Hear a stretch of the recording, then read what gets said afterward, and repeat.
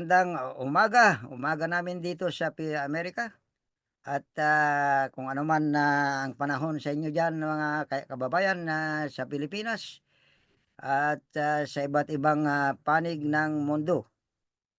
Welcome back, to your, our program, Buhay Pinoy sa Amerika, that is airing from, our channel, Rodeo TV channel. Today is, March 31st dito sa amin, April 1st ngayon diyan sa Pilipinas. At, bago ang lahat, ipakilala ko ulit ang ating kaibigan na co-anchor natin sa programang ito at, walang iba kung si, Mr. Dan Nino. Para sa kaalaman ng, mga hindi pa nakakilala sa kanya o mga bagong viewers namin, si Dan ay isang, US licensed tax professional at, ngayon ay tax season sa Amerika kaya bising-busy itong kaibigan ko ito. Yung oras niya ay limitado at, marami siyang, ginagawang mga, ah, tax papers ng mga clients niya. But, aside from that, he is also a practicing journalist and columnist writing for various newspapers in America. Dan, ang ating, topic ngayon at, mga kaibigan, kababayan, ang ating topic na ngayon at, ay tungkol pa rin sa, kaso ni Ginoong, dating presidente natin, ah, Rodrigo Roa Duterte. Mapalad tayo kanina before we go on air at, ating, nasaksihan na sa ang, sa YouTube ang, interview kay, sa lead counsel ni, ex-President Duterte sa The Hague sa Netherlands, and this was conducted by the various, Filipino media, men and women who are, now covering, this case sa The Hague at the Netherlands. At kanina lang mainit po yung balitang ito at ang topic na ito, ang, pagka-interview nila kay, Attorney Nicholas Kaufman at ating ipararating sa inyo itong topiko na ito. At, ang isa pa ay, pangalawang topic natin ito ay subukan din namin i-discuss sa inyo ang, senatorial elections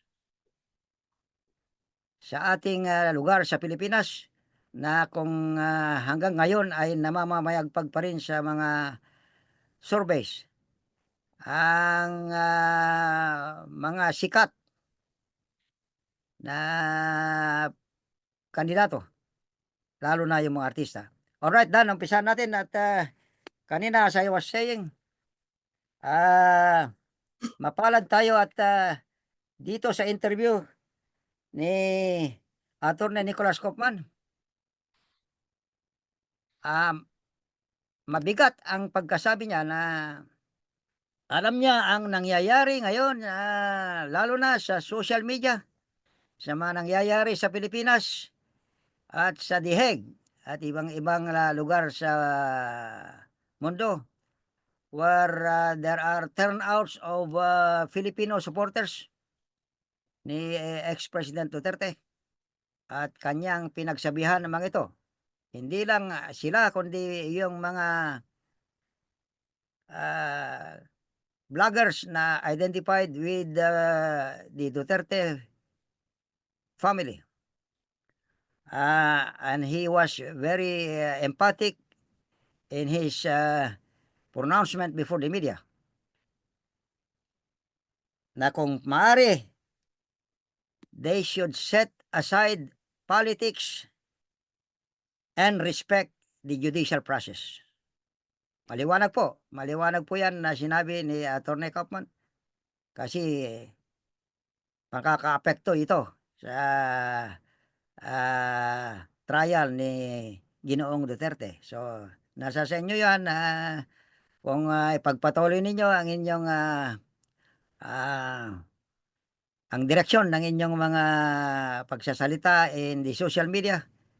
At and I repeat, ang sabi ni Attorney Kaufman, we should set aside politics and respect the judicial process. Maliwanag po. At sinabi din niya na yung tungkol sa jurisdiction issue na mainit na pinag-uusapan diyan sa Pilipinas. At mga commentaries ng mga iba't ibang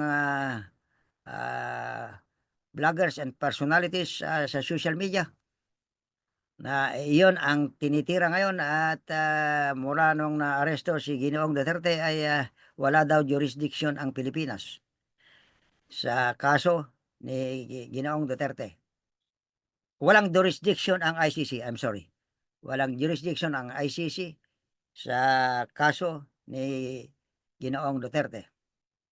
At yan din ang paninindigan ni Atty. Kaufman. Ang sabi niya ay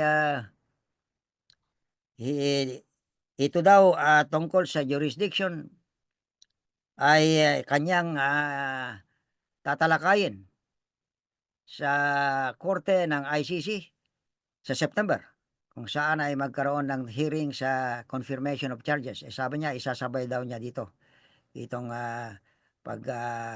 question niya sa jurisdiction ng ICC kay President Duterte. Sa dahilan na ang ICC ay wala daw jurisdiction sa Pilipinas dahil kumalas na ang Pilipinas sa ICC noong time ni Ginoong Duterte, and that was in 2019. Another thing na sinabi niya ay tungkol naman sa isa ding mainit na pinag-uusapan sa Pilipinas at saka sa social media ay tungkol sa interim release ni Ginoong ex-President Duterte. Hindi siya nag-comment doon. Tinanong yon ng isa sa mga media people, nag-interview sa kanya. Hindi siya nag-comment doon. Ang sabi niya, I don't want to talk about it, about my submissions before the ICC. Pero hindi niya naman sinabing hindi niya isasubmit yon. It looks like he will do that, kaya lang ayaw niyang pag-usapan sa publiko. I think maganda rin yung strategy niya yun. Pero ulitin ko, ang main ang aking take sa kanyang interview ay ang kanyang emphasis ay set aside politics and respect the judicial process. So maliwanag ang pagkasabi niya sa mga supporters ni President Duterte. Alright, Dan, ano ang take mo sa sinabi ni Atty. Kaufman? Alam mo, Ted, bago lahat, Ted, gusto ko munang batiin ang ating mga taga-subaybay, taga-tangkilik at mga kababayan sa buong daigdig, sa Amerika, Pilipinas at sa buong daigdig.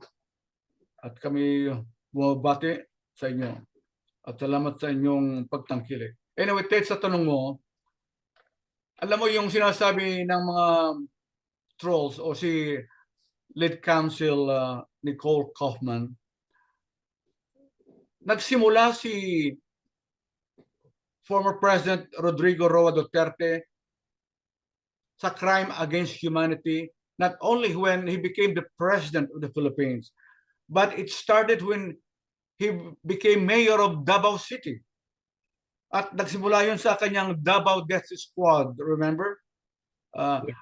May dalawang kasama niya sa death squad, sila Matubato at saka sila Cañas. They testified in Congress and they testified, I think, also in the Senate, and they became the principal witnesses of this crime against humanity against former President Duterte, and now they will be the main witnesses for the prosecution. So, yung sinasabi nila, palusot lang yun, Teddy, kasi before this indiscriminate mass killings or extrajudicial killings, member pa tayo noon So hindi niya masasabi ni late Counsel Nicole Kaufman na we were no longer member of the ICC before, because it started in Davao City before he became president. So that kind of defense is a baloney. Okay? So palusot lang yun dahil hindi na sila makakalusot. At saka second, Terry, if there's a crime against humanity, even what period, many years or current years or whatever, it's still a crime against humanity. Yun ang ginawa nila nangyari kay Hitler. Kaya nung when the Allied forces were already pouncing him or about to pounce him, he committed suicide because alam niyang kaya alam niyang mangyari sa kanya, kaya hindi palusot lang yun, Ted, about the non-membership of the Philippines as member of the ICC. It doesn't hold ground, because kung crime against humanity, whether it happened before or currently, it's still a crime against humanity. Kaya walang bearing. At saka ang comment ko rin dyan, Dan, ay ang coverage naman ng itra-trial sa ICC ay they were done at the time when the Philippines was still a member of the ICC. Precisely. Maliwanag naman ang pagkaalam natin lahat na yung kasong ipinila sa ICC ay ang coverage niya ay mula 2011 and 2019. Yes. Kasi 2019 wala na tayo sa ICC. In other words, we were still members of the ICC noong nangyari itong alleged crimes against humanity na wherein ex-President Duterte is they call it co-perpetrator, di ba? No, not only co-perpetrator, he was the author. Okay. And the architect. Parang co-perpetrator ang legal term na ginamit, but Okay. alam natin lahat ay siya ang principal accused. Correct. In layman's language, di ba? At meron din siyang mga co-accused in layman's Correct. language. Mhm. So the investigation by the ICC started from 2011 when ex-President Duterte was still president, mayor of Davao City, Right. until 2019. At that time, presidente na siya ng Mhm. Pilipinas, at nagsimula ito bilang presidente. Siya naging presidente mula 2016. So 3 years of his presidency Right. ay inimbestigahan na din yon relative to his war on drugs. Right. Di ba? Yes. So tungkol sa jurisdiction, sa tingin ko matatalo sila dyan. Yun na nga. Kasi nga inimbestigahan when we were still members of the ICC. Pero as a matter of one of his legal strategies ay ipipila pa rin ni Atty. Kaufman yon, yung i-question niya yung jurisdiction ng ICC. Who knows, baka manalo sila, di Baka makalusot. wala na, baka makalusot, di tapos na ang kaso, tapos na ang boxing. Diba? Pero maalala mo, Ted, Normally, ang mga lawyers, lahat ng options naman ay ilalabas nila kahit naalanganin, di ba? Baka naman makalusot, as you said. Yeah. Right? Yeah, pero maalala mo, Ted, na even during yung kasagsagan ng kanyang crime against humanity, kaya nga si former Secretary of Justice Laila De Lima was already investigating this crime against humanity. Nagpunta pa nga siya sa Davao para investigahan. And then when he became senator, he was the chairperson of the Human Rights Committee. And then he also investigated but then we could not.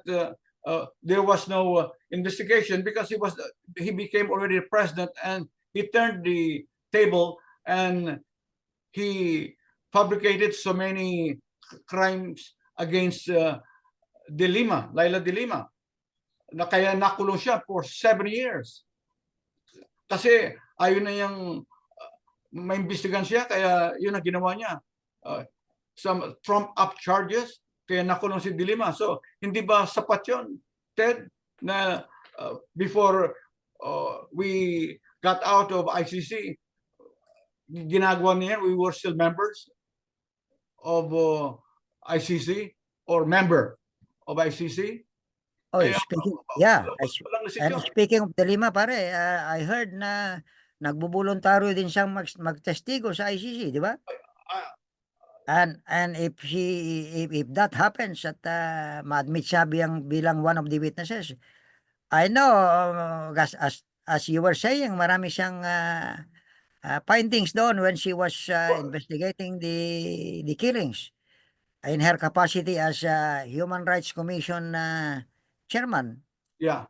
Alam ko marami siyang nadig na pangyayari doon at makakatulong sa kaso yung pagtestigo niya sa palagay ko. So if I were instead of spending so much time itong mga supporters especially yung mga lawyers, normally usually mostly mga Filipino lawyers na identified with President Duterte, instead of spending so much time of the technicalities, di ba? Right. Kasi pinag-uusapan pa rin ng mga abogado nila sa Pilipinas, jurisdiction eh. Sayang yung oras nila eh. Sayang. Kasi they should spend their time preparing for the trial. Kasi as far as we know, nangangailangan din sila ng Filipino lawyer, yung legal team niya as announced by Attorney Kaufman earlier. Yeah. So, through this Filipino lawyer, kung sino man yung ma-appoint, dapat tulungan na ng mga Filipino lawyers ni Presidente Duterte na mag-prepare sa defense niya. Hindi yung mga technical issues, kaya sayang na yung panahon. Sayang yung panahon. Pero alam mo, Teddy, di ba nung panahon pa ni President Noynoy Aquino, lumabas na yung mga witnesses against Duterte na in fact kinontak si President Noynoy Aquino, and then si Noynoy Aquino pinakukup niya sa simbahan yung mga testigo. Like I don't know if it was Matabato or Las Cañas, kaya sila umalis sa Pilipinas dahil nanganganib ang buhay nila. So even before Duterte became president, we were already members. And don't forget that former Senator Trillanes play a big role in that. Of course, yeah. The Philippines already a member of ICC even before he became president. So nung tinatawag niya, that's technical siya roon. Terry. Kaya let us also acknowledge ang participation ng mga sektor ng simbahan. Tama ka, tinago nila yung dalawang principal witness. Yeah. Hindi lang si Matabato, pati yata si SPO3 Las Cañas? What's his name again? Las Cañas. Arthur Las Cañas ba yun? Yeah. Las Cañas. Yeah. Las Cañas. Until they were able to bring them to the Netherlands, di ba? Yeah. And so... Mahirap malusutan yun. Ha? Mahirap malusutan yun dahil kompleto sila ng data, ng pati yung date, exactly. Pati yung tao na pinatay sa isang quarry. Pati nga si Sara Duterte, pati siya nasangkot din eh when she became mayor. Exactly. And speaking of the witnesses, the principal witnesses na dating kasamahan ni ex-President Duterte sa Davao, I might as well announce here right now na malaki din ang role ng FLAG, yung Filipino Free Legal Aid Group. Yeah. Ng Pilipinas sa pangunguna ni Attorney, now Mayor of Narvacan, Ilocos. Pablito Sanidad. Yeah. Siya ang nag-present. Ano, alam mo yung hearing sa Senado noon? Wherein wherein nag-appear doon si SPO3 Las Cañas, Mhm. si Mayor Sanidad. He was Oh, still he was not a mayor then, lawyer. he was a practicing lawyer. Who is Mhm. a bar top notcher, by the way. Yeah. UP Law. Bar top notcher. Siya nag-present sa kanya Mhm. sa Senado at that time. So I hope you can Yeah. get hold of Atty. Sanidad one of these days. Now Mayor of Narvacan. At pwede nga pala, nung isinalaysay ng dalawa si Matubato sa si Las Cañas sa sa Kongreso, isinalaysay din nila yung pati yung anak na 4 years old, nung anak ng buntis na pinatay nila kasi daw baka kung at yung anak nilang 4 years old dinala sa station, bus station, doon pakawalan at sinabi nila ay nagbagong isip nila, patayin na rin ninyo yun dahil pag lumaki yan, baka makikilala tayo at baka gagantihan. Kaya pati yung bata, pinatay, pati yung buntis, pinatay. Hindi ba yun karumal-dumal na crime against humanity, pati bata, pati buntis? Kaninong testimony yan? Oh, yung Matubato. siguro si Matubato siguro yun. Ay, nakikita ko kaya sa YouTube. Yes. Sinalisa niya ng very detailed. So kung isalisa na uli ni Matubato yun, hindi ko alam kung makakalusot pa sila. And we were still member of the ICC before. Exactly. Well, ayan ay hintayin natin na pagdating ng trial at I'm sure na ito lahat ay ipipresenta sa trial, yung mga witnesses at saka mga palagay ko mga kamag-anak din ng mga victims ng drug war. Yeah. We are all in, or all hands on deck. Yeah, all hands on deck. All right, let's go to the second topic na sinabi ko kanina, Dan. Itong tungkol sa senatorial election. Okay. Kung saan ay nangunguna na naman sa mga surveys. Pangatlong survey na yata ito hindi nagbabago yung pa rin mga sikat ang nandun Okay. top 12, di ba? Oo. Pero mang change ng rankings, isa, dalawa, one going up, one going down, two going up. But they still, they're the same guys na mga sikat. Mga sikat Pero ang nandun. At si Amy Marcos. maliban sa mga sikat ay yung mga re-electionist na matagal nang nagsilbi sa Senado. Si Amy Marcos, Dan? pangilan siya ngayon sa survey? Sino si? Lumalabas sa rin ba si Amy Marcos kasi namamangka sa ilog kasama ko rin ba? As far as I know, wala siya sa top 12 na bumaba Kasi umalis na siya sa mga kaalyado ni President BBM at hindi rin na rin siya inendorso ng side nila Duterte, side nila Matubato. kumalas siya sa Alyansang Bagong Lipunan ticket at naging independent siya. Oo, pero ewan ko kung alanganin siya siguro. ewan ko if that's a good strategy. Being independent could make her get more votes than stick to her original party, the coalition. Yeah. The coalition ticket of the administration. But it's very clear na gusto rin niyang makuha ang suporta ng Duterte camp, di ba? Kaya namamangkas dalawang ilog. So, pag-usapan natin yung mga leading senatorial candidates para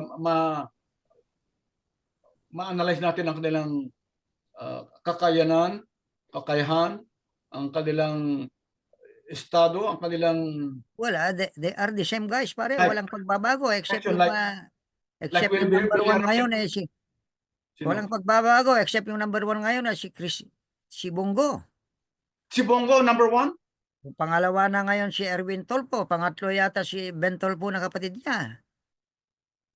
Okay, At kausap ko natin si nandun din sa top 12 sina Tito Soto, Senator Panfilo Lacson, former Senator Panfilo Lacson. And then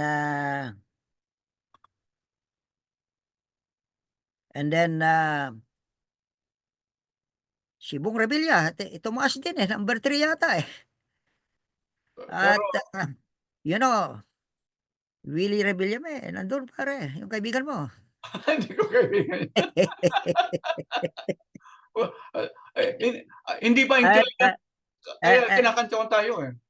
si Christopher, I mean, Bongo, and then nandun din pa rin si General Bato de la Rosa. And then Camille Villar, medyo number 13 na siya. Aha. Kasi Tolentino, Albalos, mga doon nga, below top 12 na sila. Wala na sa top 12. Wala sila sa top 12. Si Amy Marcos, wala sa top 12. Oh. And you name it, have it, pare. You name it, you have it sa top 12. Oh, Mga sikat, magsabi Lito ka. Lapid. Si Lito Lapid. Lito Lapid, nandun. Magsabi ka, basta Oh. sikat nandun. Okay, mayroon akong tanong, Ted. Are we not intelligent voters anymore? Or pag sikat ka, pwede ka na maging senador?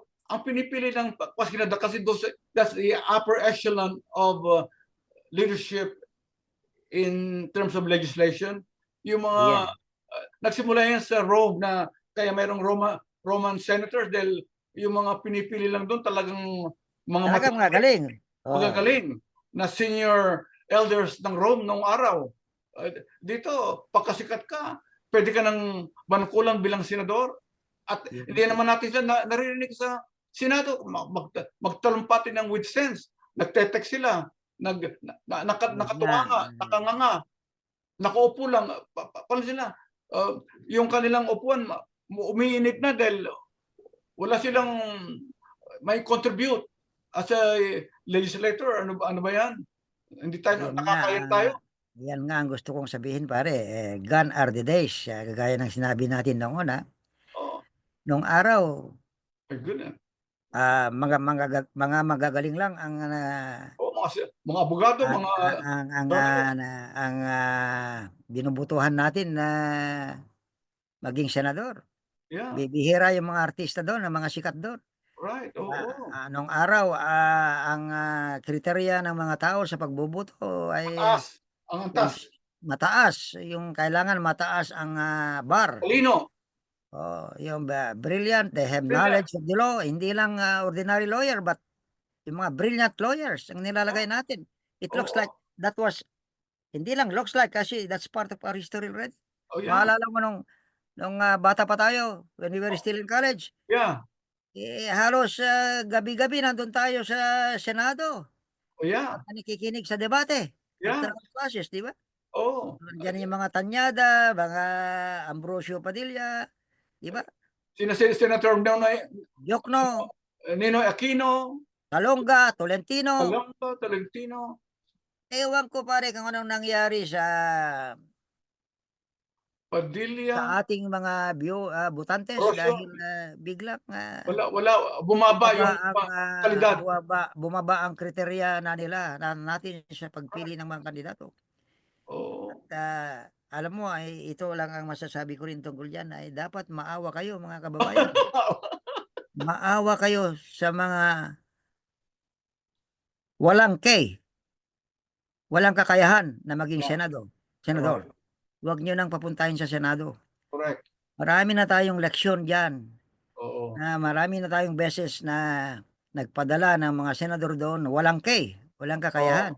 Aminin natin na sila ay idolo natin dahil magagaling silang umarte kasi karamihan as we all know, mga artista nakakalamang palagi ngayon sa atin sa mamimili ng mga papunta sa Senado. It's about time to reverse the situation, Dan, at mag-appeal tayo sa mga kaibigan natin at mga kababayan natin. Ibalik natin yung kriteriya natin nung araw na yung mga nakakatanda sa atin. Ayun lang talagang magagaling ang papuntahin natin sa Senado. Whether you like it or not, sa Senado ay ang trabaho doon ay gagawa ng batas Mhm. at kailangan ng utak doon. Utak at experience. Uh-huh. Eh, eh, yung pinapadala natin wala na ngang kakayahan. I'm sorry to use the word also, walang utak at wala ring experience sa paggagawa ng batas. Maawa kayo sa kanila, anong gagawin nila doon? Right. Makikinig lang. Makikinig lang sa mga usapan doon, mga debate doon. Makikinig lang dahil wala silang may contribute. Because that is not their expertise. Correct. So mga kababayan, kung hindi sila expert sa paggawa ng batas at hindi sila nag-aral tungkol diyan at wala rin silang experience tungkol diyan, huwag niyo natin ipadala sila doon. Maawa kayo sa kanila. Nakita niyo na yung resulta. Meron ba kayong pinadala na mga entertainers doon na dapat na ah, pwede nating ipagyabang ang kakayahan nila na gumawa ng batas? I don't think so. Yeah. Okay, halimbawa, si Manny Pacquiao, alam mo, idolo natin siya Hmm. bilang boksingero. Yun, idol ko siya, pero bilang mambabatas sa Senado, pwede pa siguro, Ted, kung sa executive or executive level, as mayor, pwede nang pagtagaan, governor, pwede na kasi he doesn't pass law, so he doesn't need to craft Exactly. the laws. Doon sila pwedeng pumesto. O executive. Ang problema, diretso naman sa Senado ang gusto nila. Ay, yun ang, Walang experience nga, senador kaagad. Walang experience sa public service. Kaya mga kababayan, kilatisin ninyong mabuti at kagaya ng sinabi ko, maawa kayo sa kanila. Wala silang gagawin doon, manonood lang. At tinitingnan, kagaya ng sinabi ni Dan noon, ay tinitingnan lang yung oras kung kailan kayo matatapos ito, di ba? saka nagte-text pa. O, Nagte-text. their mind is not in the Senate. Oh, So, hindi lang dapat na maawa kayo sa kanila dahil magiging square peg in a round hole. Ika nga. Hindi doon talaga dapat sila pumesto. Dahil hindi nga para sa kanila yung mundong yan. Tapos ilagay nyo doon. At maawa rin kayo sa inyong sarili at sa taong bayan. Kasi nagpadala tayo ng tao doon na walang ginagawa at walang kaalaman, walang kamuwang-muwang sa paggawa ng batas, na sinusweldahan natin mula sa ating mga buwis, mga taong bayan. Taong bayan na nagsusweldo sa kanila. So, para bang nagpagawa ka ng bahay, ikaw ba kukuha ng ah, trabahador sa bahay mo, magiging bahay mo, na walang ginagawa, walang maghawak ng martilyo, hindi alam, tapos susweldahan mo. At the end of the day, may sweldo siya. mhm. I-compare natin yan, mga kababayan. Di ba, Dan? Oh yeah, Susweldohan mo yung walang ginagawa sa correct. Senado. Buti kong barya yung sinusweldo nila, pare. My Right, God, they're one of the highest paid public officials. correct. And hindi lang yung salary nila, yung pork barrel nila. O, yun na nga. Milyon yung pork barrel. Yun na At nga. alam natin ang history ng pork barrel. At Yeah. ibinubulsa yon, yung kalahati siguro dyan, ibinubulsa. In fact, there were even estimates that more than 50% yata sa isang uh, pork Check. barrel fund ay pumupunta sa bulsa ng mga korap legislators. Correct. Yes.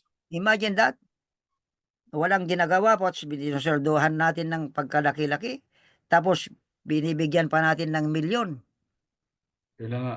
in pork barrel funds. At alam natin ang nangyari. May mga nangyaring investigation dyan sa korte. Nakulong yung iba, di ba? Yeah. Ilang later on, nakalabas dahil, alam mo naman na kung paano gumalaw kung minsan ang hustisya natin sa Pilipinas. Bagal. Hindi lang, na-exonerate, di ba? Exonerate. Oo. At merong isa dyan, na-exonerate pero pinababalik ang nawawalang pondo sa pork barrel fund niya. I mean, the fund that was investigated na hindi napunta sa mga beneficiaries. Correct. Nawawala. Oh. Na-exonerate. Pero ang kawawa, yung kanyang chief of staff, di ba? Oo nga. Pero, pinababalik sa kanya yung in-exonerate na legislator. Yung nawawalang pera. Yeah. So, Yeah. what kind of judgment is that, pare? Oo nga. Di ba? Yes. Now, gusto natin ibalik pa sa Senado yan. Wala. Basta sa inyo yan, taong bayan. Magpaalam na kami mga kaibigan at mga kababayan at ituloy natin ang discussion sa susunod na vlog namin at I hope na bago natin wakasan itong panonood ninyo ay please subscribe to our channel, Rodeo TV channel, and paki-like and paki-share na rin ang aming vlog sa inyong mga kaibigan at mga kamag-anak. Bye-bye and see you in our next vlog. Okay, mga kababayan at Ed, magpapaalam muna kami pansamantala at babalik uli kami para makipagtalakayan sa mga may init na issue sa Pilipinas at sa not only in the Philippines but here in the US. So sa susunod uli, makita-kita ulit tayo at wag sana kayong magsawa sa ating talakayan ng Buhay Pinoy sa Amerika. Alright, maraming salamat mga kababayan at mga kaibigan. At sana'y tangkalikin ninyo ang aming vlog at laging manonood kayo sa aming videos dito sa Rodeo TV channel. Bye-bye and see you next video session.